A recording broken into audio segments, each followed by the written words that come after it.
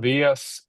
Un gusto estar nuevamente con todos ustedes. Estamos en la sesión del Q&A de preguntas y respuestas del programa SIGE, en realidad certificación que se ejecuta todos los años con la Universidad Espíritu Santo y el SAI Business School.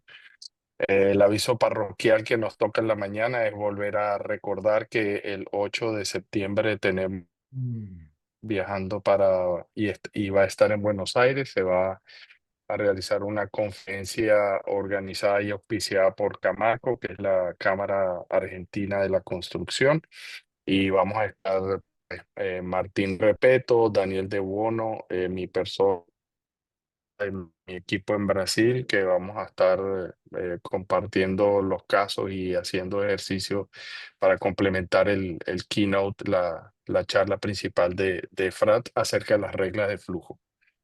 Eh, y entonces obviamente están todos invitados los que puedan asistir, que están en Argentina, me imagino, y sé que algunos ya cometieron el exabrupto de comprarse un pasaje y los vamos a ver en Buenos Aires. Eso es tema de hoy. Tengo un tema de una situación que casualmente se está dando en mi país que tiene que ver con un cambio en el régimen de gestión, digamos, de la economía y entonces prácticas anteriores no están dando resultado y yo quería ver si la puerta para abrir TOC no está en los indicadores, en finanzas y mediciones más rápido que tomar una acción en planta o en distribución. Porque, bueno, por algunas experiencias que he tenido, hay, digamos, de empezar a ver ciertos números distintos a los tradicionales. Y bueno, hay un par de anécdotas. Una es de un dueño de una empresa con una gran intuición para los negocios y que hacía mucho tiempo que quería hacer una promoción de una forma y tenía sus contadores, todo un ejército de contadores que le decían que no, que iba a perder plata. Y el día que hicimos el ejemplo P y Q, él dijo, al fin alguien me muestra en los números lo que yo creía en mi intuición. ¿Qué quería hacer? Él quería vender dos y regalar una.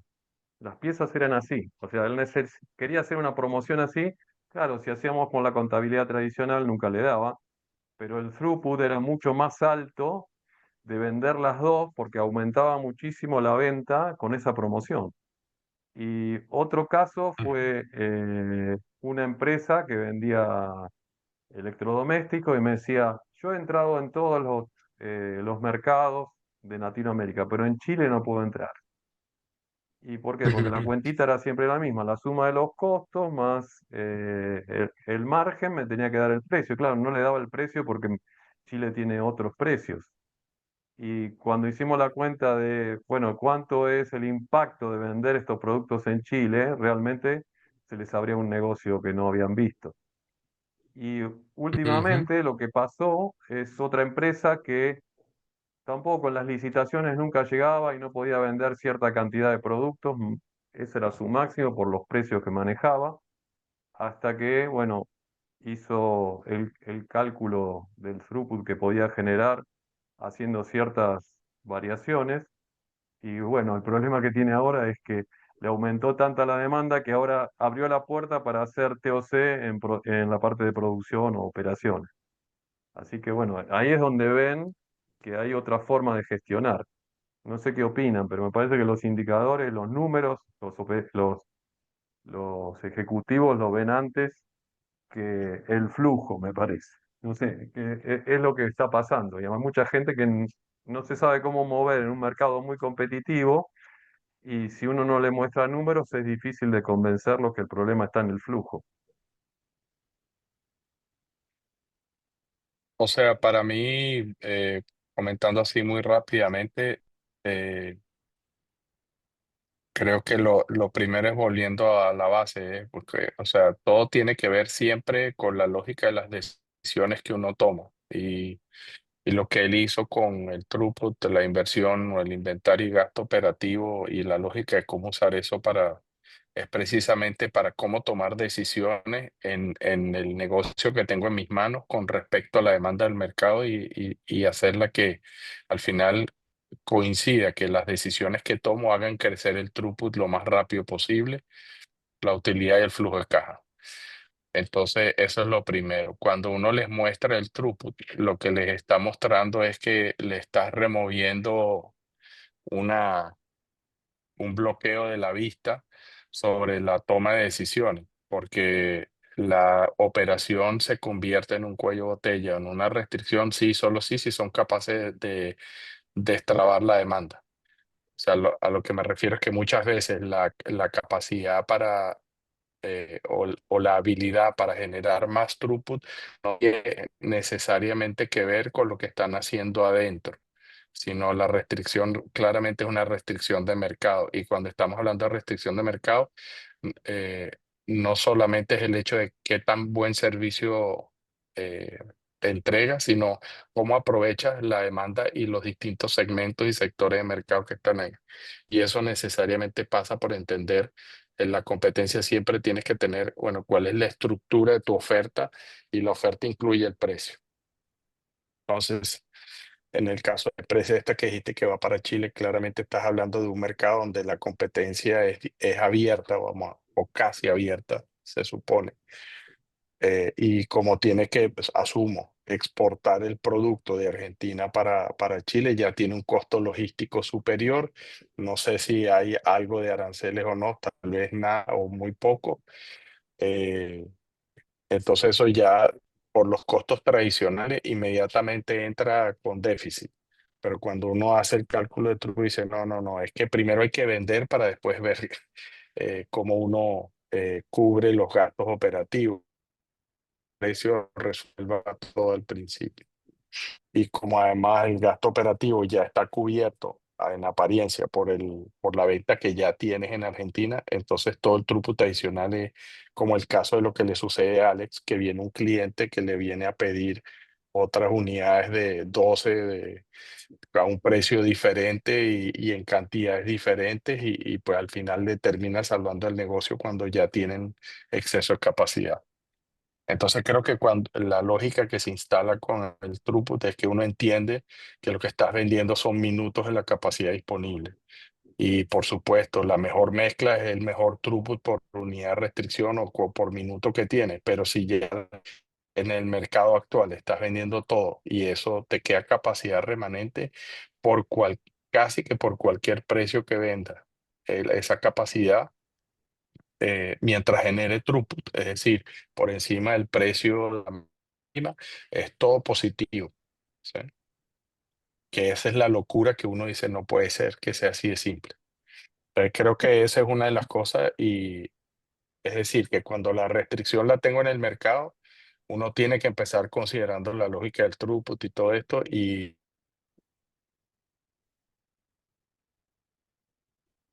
por los costos, pasa por todo eso. Cuando estás en producción, no necesariamente es así. O sea, una mejor operativa tiene que, y ahí es también la última parte del comentario, es que Eli siempre insistió en que tratar de arreglar algo solamente con una mejor operativa eventualmente termina golpeándote contra la restricción de mercado o viceversa. ¿Eh? Tienes que considerar la empresa como un todo. O sea, es la visión sistémica lo que hay que hacer y tiene que ser una implementación. Yo entiendo que tu preocupación es cómo entrar. Claro, ¿cómo seguir? Bueno, Se nos fue Javier. pero te Un, puedo hacer un comentario interesante que esta persona, que es muy inteligente, me hizo después que se dio cuenta de esto, que ajá, es cuando éramos chiquitos y empezamos a crecer muy rápido, porque podíamos a llevar adelante todos los negocios que intuitivamente estábamos viendo. Cuando empezamos a ser más grandes y empezó toda esta estructura de control tradicional, me empezaron a bloquear un montón de iniciativas que ahora me doy cuenta que desde la intuición el throughput, la inversión y el gasto operativo está mucho más alineado que lo que ellos me decían que los números no cerraban. Mm, O sea sí, que crecieron muy rápido y después empezaron a ir más lento porque no lo dejaban seguir explotando esa intuición o ese negocio. ok. Algunos comentarios ahí. El primero en la dirección de claridad, pues porque esto terminan viéndolo otras personas que no se pueden defender aquí o no pueden interactuar. Y es el hecho de que tenemos que tener cuidado, por ejemplo, en lo que dice Javier, no para controvertirlo, sino para aclarar, que es que la restricción del mercado. Goldratt, recuerdo mucho en un episodio en el cual Justin Rothmarsh, que es quien escribe el libro de la máquina, Goldratt preguntó, ¿cuál es la restricción de la empresa en general? Entonces Justin dijo, el mercado, ¿sí? Entonces Goldratt, mejor dicho, enfurecido y rojo, que no le era difícil montar la carabina, le dijo, no, eso no es. Y pues en general todo el auditorio quedamos como, ¿cómo así que no es? Y es que, pues, sí.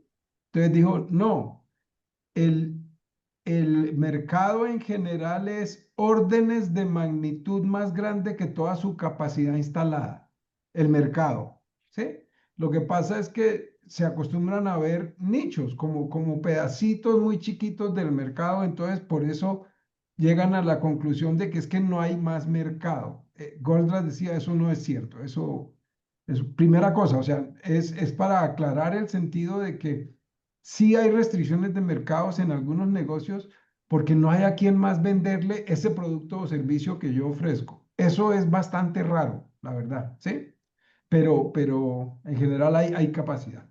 Y él se devuelve en esa discusión a mostrarle a... Entonces Justin, que pues ya sabemos la profundidad de pensamiento que tiene, le dice, bueno, entonces la restricción es mi proceso de ventas.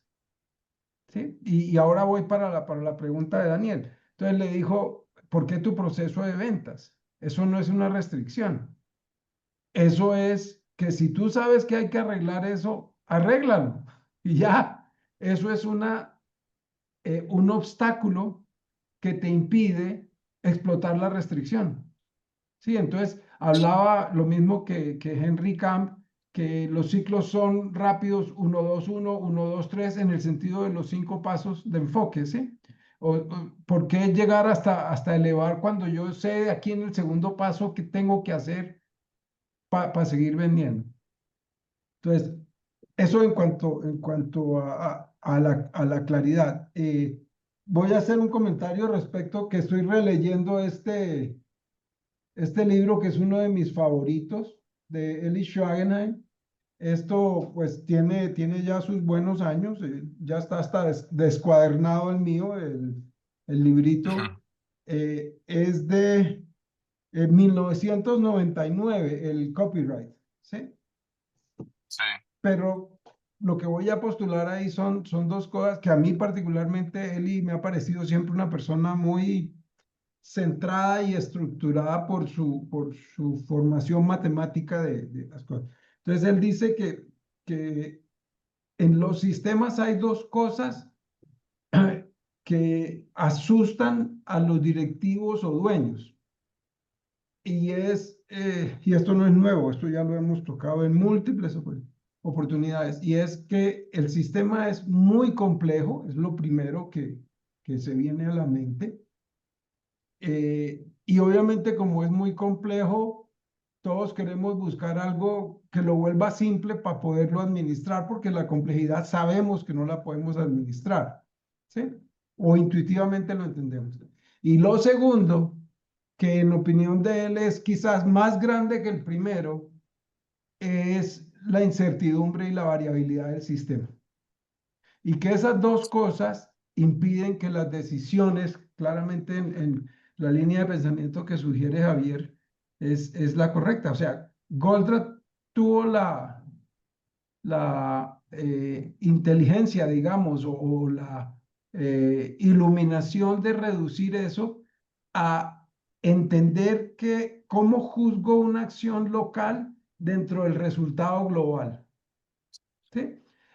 Eso, como tú lo dices, Daniel, los dueños de las pymes, no dijiste que eran unas pymes, pero en los Sí, comentarios anteriores lo habías hecho, tienen una intuición enorme, enorme en ese sentido. Y después, como mismo lo dice, después de que entran los contadores y los genios estudiosos a tratar de modelar su negocio y llegan a conclusiones que no, eso no lo venda, pero él como es el dueño dice, a mí no me jodan, yo voy a hacer lo que sea con mi negocio. Está bien. Y si se pierde la plata es la mía, o sea que, y lo hacen y el resultado se ve. ¿Sí? Entonces, pero como bien lo dices, para ellos, en la mayoría de los casos, es muy difícil poder explicar el por qué sus decisiones tienen ese efecto cuando la teoría en la práctica y lo que hace todo el mundo lo condena, ¿no? Entonces, él sigue haciendo lo que se le da la gana como dueño, eso sí es lo que yo he evidenciado siempre, pero como tu pregunta es en la dirección de cómo abrimos esa puerta para ayudarlos con el conocimiento del TOC a que sus sistemas sean mejores. Eh, yo diría que es relativo a la empresa, ¿sí? Muy seguramente, o de todo lo que hablamos hoy en día, todo confluye a que la variable que tenemos que mejorar es el flujo. ¿Sí? No obstante, el mismo Goldran nos decía, usted enfóquese en arreglar una sola de las variables, una, sea calidad, sea flujo, sea costo, sea tal, no todas a la vez, porque al reducir esa complejidad, el sistema va a quedar sincronizado por definición. Y entonces, si usted se dedica a arreglar esa cosa, y el ejemplo de calidad, por ejemplo, son los japoneses que él ponía, ¿sí? Los japoneses se dedicaron a arreglar la calidad y mire dónde van, ¿sí? O sea, todo se alineó con el resto, obviamente teniendo que incurrir en unos periodos largos de esperar que eso suba. Entonces, el punto, el punto para mí es hay distintas formas de entrar. En las pymes particularmente, que lo que yo he encontrado es que la persona no es una persona muy estudiada o a veces no tienen sino el bachillerato básico o no sé qué. O sea que no son muy versados en teorías y cosas de esa índole. Sus hijos probablemente sí, que son los que se tiran todos los negocios después de que entran a ser los administradores. Eh, y entonces, para una persona de esa, fíjate, en el caso este, mostrarle PIQ, ¿sí? Eh, para todos los que están oyéndonos, PIQ es el ejemplo numérico que el doctor Goldratt diseñó para explicar la diferencia que existe entre tomar decisiones basadas en el costo, que es como tradicionalmente se hace en las empresas, o decisiones basadas en el throughput, que son los tres indicadores que él genialmente definió para entender el impacto de lo local en lo global.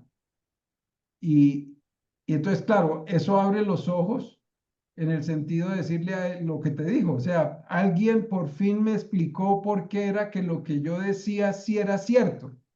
Contrario a toda esta recua de contadores y demás que no han hecho más que pegarme con un martillo. Entonces, ese puede ser una forma. Tradicionalmente, lo, lo, lo que hay que observar nosotros cuando vamos o cuando nos abren la puerta siquiera para ir a contar la historia es, en general, los negocios tienen dificultades para vender más, o por lo menos eso es lo que yo he encontrado, en general. Y entonces uno dice, bueno, entonces arreglemos el aparato de ventas. No, no, no, espere un minuto. ¿Por qué no puede vender más? Y entonces tratar como de brincar así, si su capacidad instalada le alcanza para atender más. Sí, que eso es muy rápido que uno lo puede identificar, pero supongan este caso, llegaron y la planta o el negocio está trabajando ya 24 horas. Eso es muy común en pymes, que trabajen muchas horas al día, muchas, muchas, muchas, muchas, comparado con la capacidad que tienen, porque no tienen aparatos de gobierno y control de esas capacidades, son como muy incendios, como, ¿sí? Esto se acaba, ponga otra persona ahí, ¿sí?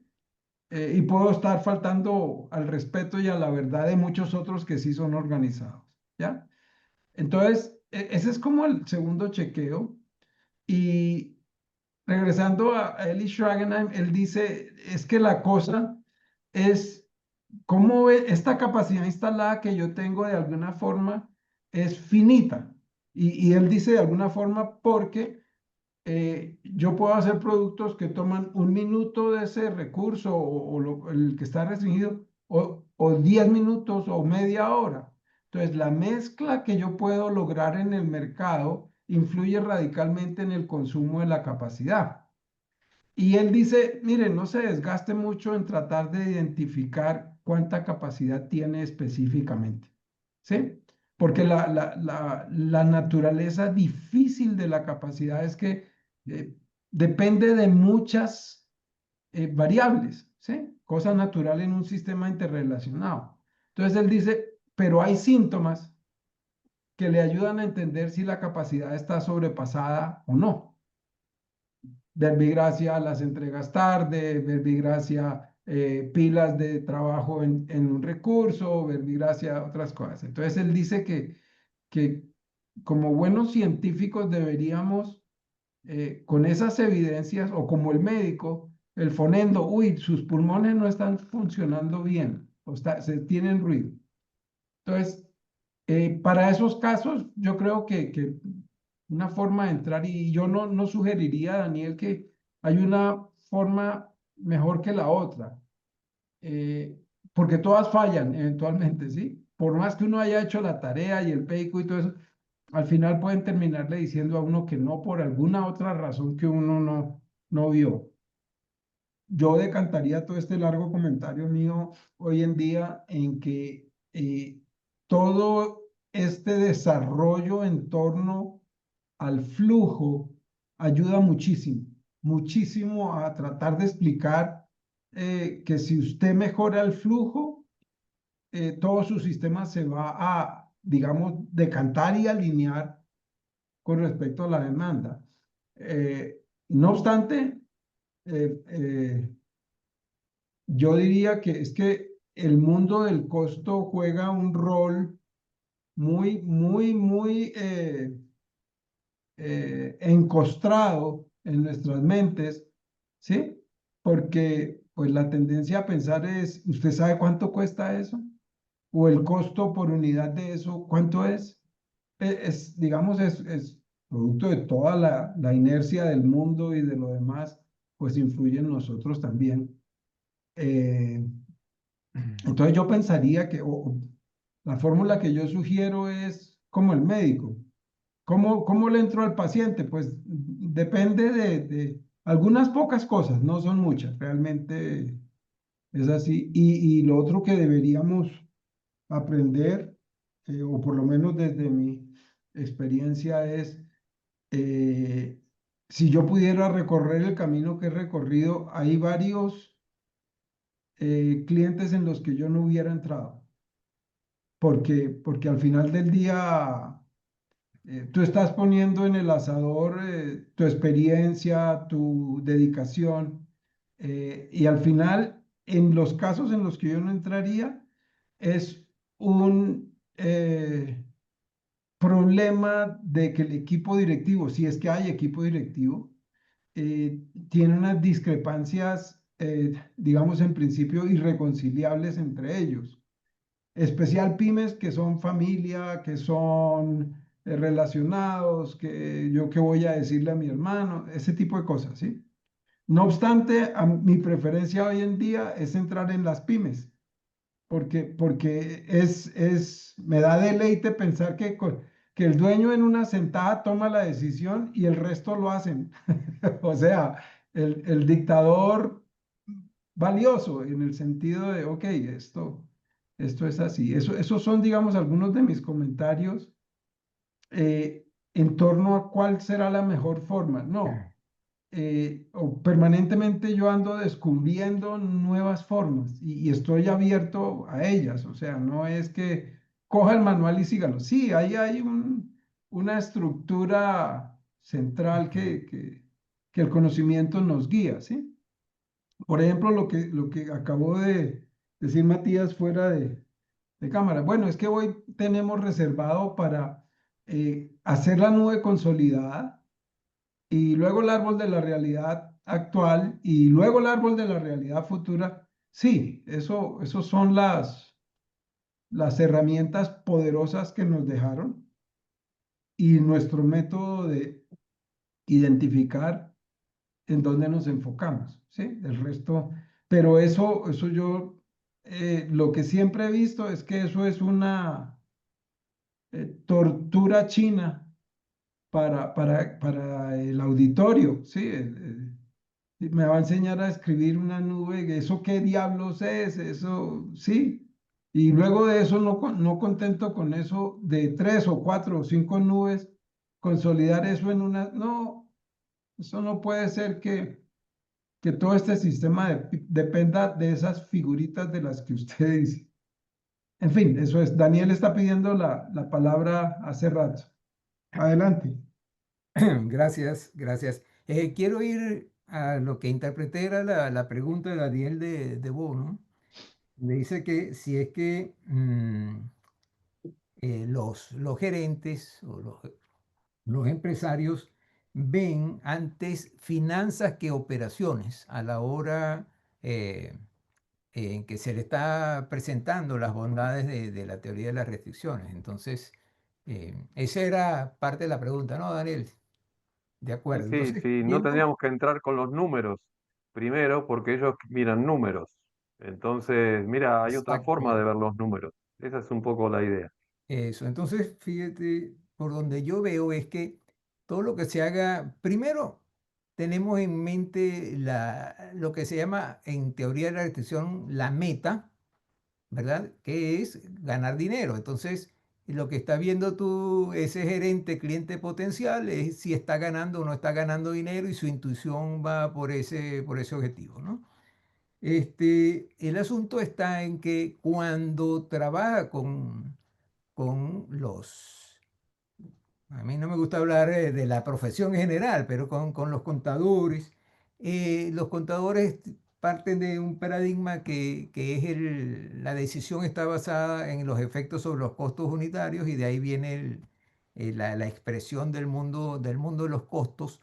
Y esta relación de operaciones con finanzas, esa relación entre operaciones y finanzas tiene en el punto medio ese concepto del costo unitario, ese paradigma que no le resulta intuitivo al, al empresario y se convierte en el punto de honor o el punto dominado, ¿verdad? El concepto dominado por ese grupo de contadores.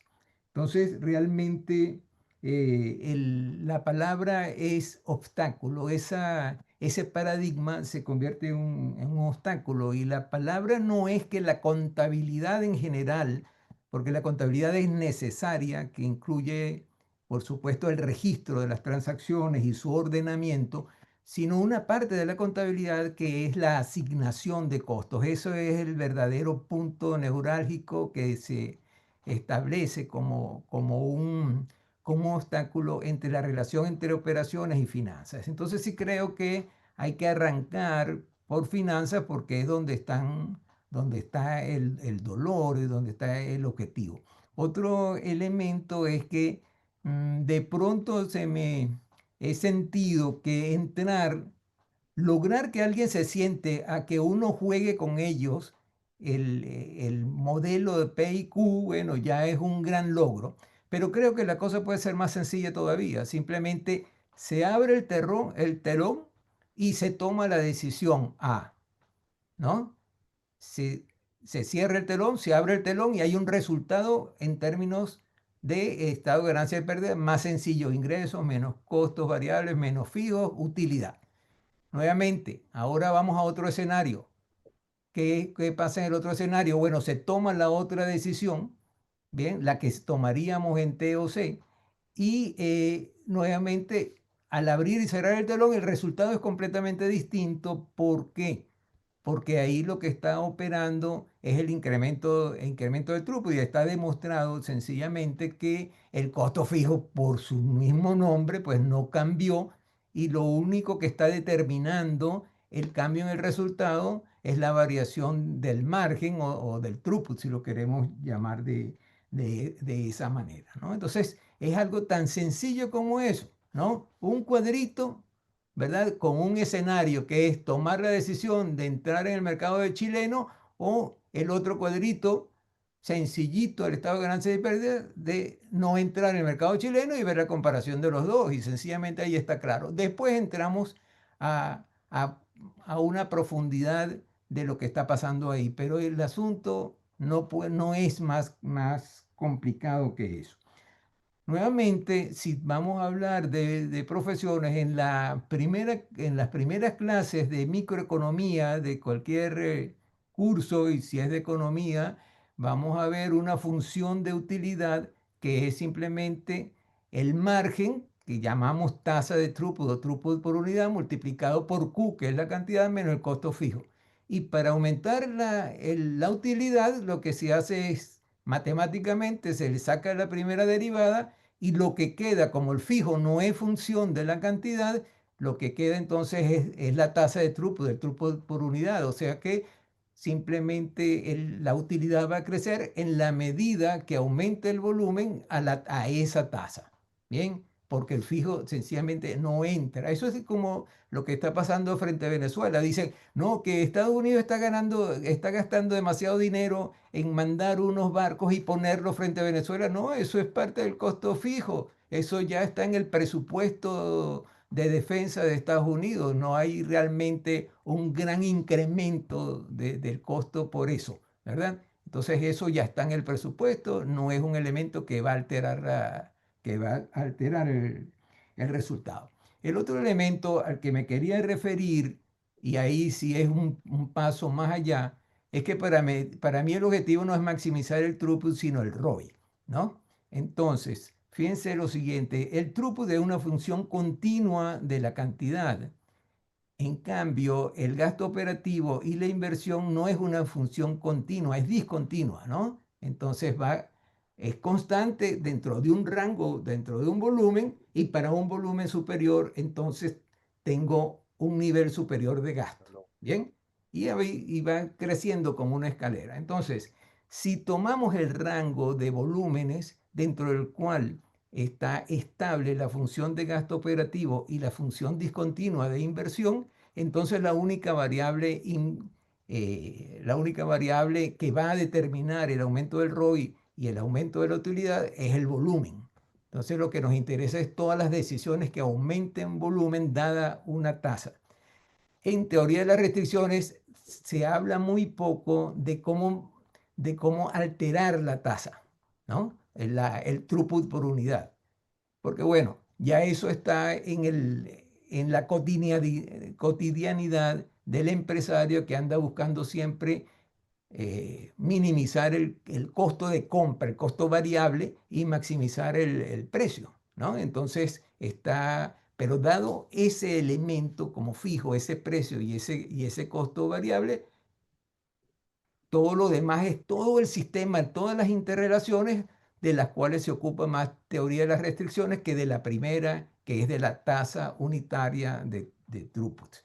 Entonces yo diría que el objetivo es maximizar el ROI, y si estamos en el rango de volumen en el cual el gasto operativo y la inversión es constante, entonces la única manera que tenemos de hacer es aumentar cantidad, y para ello necesitamos, por supuesto, aumentar la eficiencia, aunque eso sea una mala palabra para algunos en este medio, como la manera de sacar el máximo provecho, pero ya no en general. Para nosotros es el máximo provecho de la restricción, porque esa es la manera de sacar el máximo provecho del sistema como un todo. Esa era la idea que quería compartir. Bien, regresando al libro que les dije ahora, les voy a leer lo que, y esto es el prefacio del libro aquí, o sea, ni siquiera ha comenzado a sentar cátedra, y voy a traducirlo aquí rápidamente. Lo que nosotros esperaríamos de una filosofía de manejo, hablando de TOC, yo asumo, esto es palabras de él, no mías. Yo asumo que debía ser una guía general para gerentes del mundo real para tomar mejores decisiones, lo que significa decidir el curso de acción que le ayuda a la organización como un todo a lograr eh, la meta que hayan definido para su sistema. O sea, eso pues no es nuevo, pero en el solo prefacio hace casi 20, 30 años ya estábamos ahí. Y lo segundo es este pedacito de acá, que yo lo tengo resaltado, y dice, el poder de teoría de restricciones radica en su forma de simplificar situaciones complejas y confusas al concentrarse en aquellos pocos y significativos factores que son responsables por el desempeño de la organización. Entonces, está resaltando las dos cosas que yo personalmente sugiero que sean el enfoque de cualquier forma de tratar de abordar a un gerente o a un equipo directivo, y es, ok, cuando ustedes buscan ayuda, tienen alguna inquietud sobre el desempeño del sistema, porque ahí sí es el sistema, ¿sí? El sistema está perdiendo plata, estamos perdiendo ventas, todos esos son medidores de muy alto desempeño. Y entonces la pregunta al revés en vez de enfocarse en arreglar todo, realmente qué es lo que es el ejemplo que Javier ponía, el río y las piedras. ¿Cuál es la piedra más grande? No la piedra que le saca todos los días el sistema, sino cuál es la piedra que más les interrumpe lograr eso. Esa abstracción en pymes en un principio es muy intuitiva, y como tú decías, los gerentes dueños eso lo tienen definido a su manera, digámoslo así, ¿sí? Sin saberlo ellos, el enfoque es fundamentalmente el throughput, sin saberlo, porque uno los oye hablar, por ejemplo, a los que son comerciantes que compran algo para revenderlo, ¿sí? Ese es el negocio más purista yo no tengo manufactura, yo no tengo, ¿sí? Simplemente compro esto y lo revendo. Y ellos hablan y dicen, lo compro a $1 para venderlo a 1,20.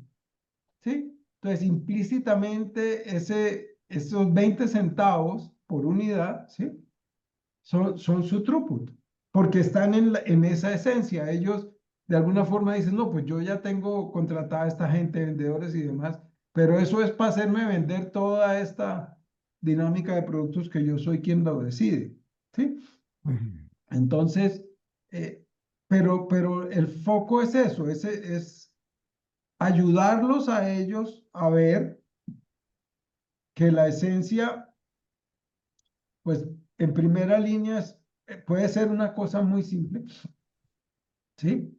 Pero lo segundo, y esto es de mi autoría, siempre que yo llego con un equipo les digo, miren, eh, y esto no es novedad para ninguno de ustedes tampoco, es eh, la evidencia física de lo que están viendo, de cómo se resuelve el problema que ustedes están planteando, radica en algo que hoy no están haciendo.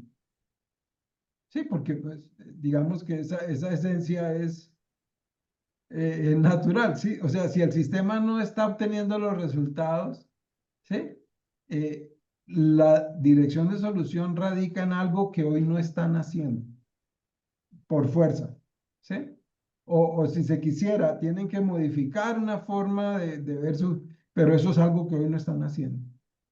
Entonces, a veces hablarles a ellos en las pymes de esa forma los ayuda mucho, ¿no? Porque eh, ellos también se enredan con mucho argot de finanzas y estos temas. Hay que hablar en sus propios palabras intuitivas, ¿sí? No obstante, pues es una carrera de todos los días de entender de qué cosas funcionan mejor y cuáles no, pero yo me atrevería a decir que es como el médico. Lo que hace el médico depende de la enfermedad que observe que tiene el paciente, ¿sí? Es de cómo abordar el proceso para convencerlos y demás. Entonces, no sé si alguien tiene otro comentario. Todavía tenemos tiempo Sobre la respecto. hora, Sí, pero sí, estamos sobre la hora de eso, pero como arrancamos un poco tarde, tenemos unos dale. minutos todavía. Lo que puedo agregar es que Pues yo esta tengo un par persona de, yo tengo, sí. sí, adelante, adelante. No, muy rápido, creo que parte de coincido con Jorge, tiene que hablarle a las personas en el mismo lenguaje y en el caso de los dueños o CEOs de las empresas, una de las cosas que hemos ido descubriendo que no es nuevo es que las personas generalmente se encuentran solas cuando están tomando decisiones, o sea, no tienen con quién conversar o con quién contrastar lo que piensan. Y eso es el síndrome del CEO, o sea, la terrible soledad que sienten donde no pueden compartir sus temores con nadie.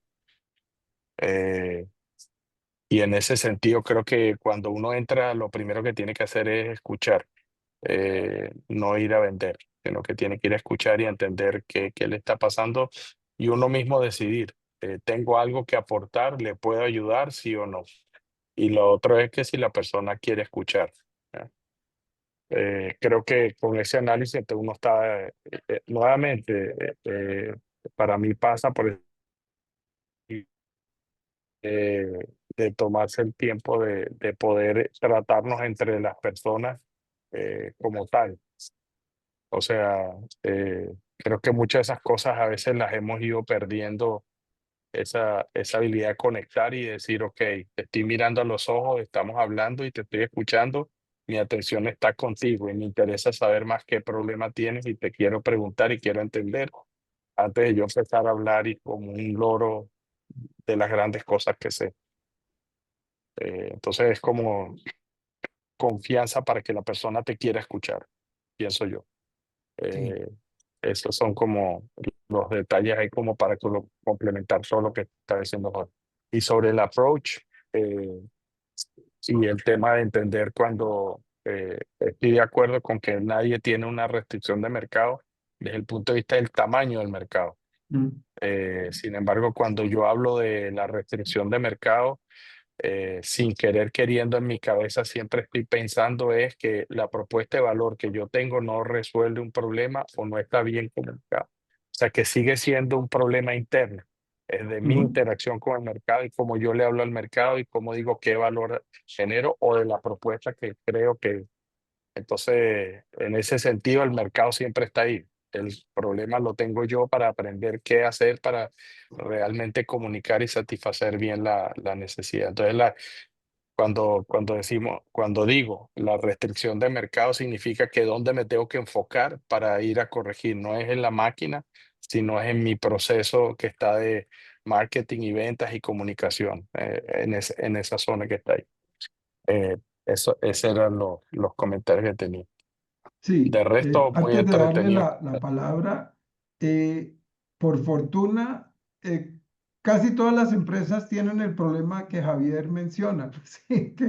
Que su aparato y su forma de comunicar en su visión no es suficiente para poder estar trayendo más demanda, ¿sí? En general. Entonces, primero Daniel de Bono, que quería hacer un comentario, y luego Daniel Ortiz, que ahora levantó la mano.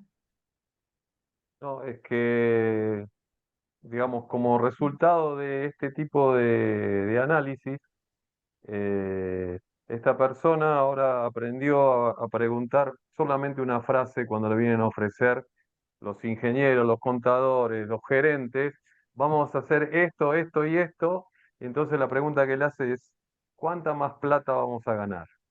Díganme cuánto es el throughput, la inversión y el gasto operativo. Con eso, él digamos, puede justificar hacer o no la inversión o hacer un almacén más o todas las cosas que normalmente los ingenieros nos gusta, ¿viste? Comprar máquinas y hacer distintas inversiones en la planta. Entonces lo primero que pregunta es, bueno, ¿cuánta más plata vamos a ganar? Así que bueno, ese sería como el resultado de su propia intuición. Y él, si ve el negocio, le hace hacer la cuenta, digamos, hay que hacer un horno nuevo. Bueno, ¿en cuánto tiempo se repaga? ¿Cuánto más throughput me va a generar? Ese tipo de análisis se hace. Eh, Mm. sí, el comentario mío tenía que ver con el lenguaje. Cuando se acerca uno a un empresario que ya habla en los términos que son tradicionales dentro del campo de finanzas, ¿no? Entonces tenemos un cliente potencial que habla en términos de gastos financieros, de costo fijo y de margen de utilidad, ¿no? Eso es parte de su lenguaje que lo absorbió desde el principio. Y nosotros vamos allá a hablar en términos de gasto operativo que incluye a los gastos financieros, y entonces eso ya ahí eso genera un cortocircuito, ¿no? Porque estamos hablando de dos cosas distintas, ¿no? Y vamos a hablar de throughput, entonces nos ven con esa cara rara y dicen, ¿qué es eso? No es el... Y entonces termino explicando hasta que dice, ah, eso es el margen, ¿no? ¿Por qué? Porque nosotros vamos con un lenguaje, vamos hablándole en alemán y ellos están acostumbrados a hablar en español, ¿bien? Y eso pasa en todas las profesiones. Entonces ahí tenemos un problema. Como decía Jorge, hay que hablar en su lenguaje y después si tú quieres le vas enseñando el tuyo, pero no entrar de lleno con una terminología que sencillamente es extraña y se convierte entonces en un obstáculo que estamos poniendo nosotros mismos. Ese es el comentario. Ok. Bien. Bueno, si no hay otro comentario, con esto estaríamos llegando al final de la sesión de hoy. Eh, Calabaza, calabaza. sí, como siempre, eh, cuando uno contrata a un psicólogo, ¿sí? Y uno después le paga para que el tipo esté callado toda la sesión, es una cosa que uno no entiende. ¿Sí? O sea, él hace una pregunta y el paciente se despacha contándole todo y por ahí en medio le hace otra pregunta y otra media hora callado, qué sé yo. En mucho sentido, esa capacidad de escuchar que la hemos planteado todos, en particular Javier en esta sesión, es la habilidad que debemos tener para generar esa empatía inicial, digámoslo así. O sea, si tú vas a llegar allá, o les comparto un dicho que tiene un amigo mío que me parece profundo y fundamental, dice, eso que usted me propone es una berraquera de solución para un problema que yo no tengo. Mm. Y eso, en eso se tornó en mucho la consultoría, ¿no? Venga, es que yo tengo vendedores de máquinas, vendedores, no, en fin. Si no hay más comentarios, con esto terminaríamos por hoy. Les deseo un feliz fin de semana y nos veremos en 8 días. Descansen y nos volvemos a Gracias. ver. Bueno, adiós. Lo mejor. Chao, chao. Buenas. Descansen, pero no en paz, con mucha actividad. Chao, chao a todos. Chao.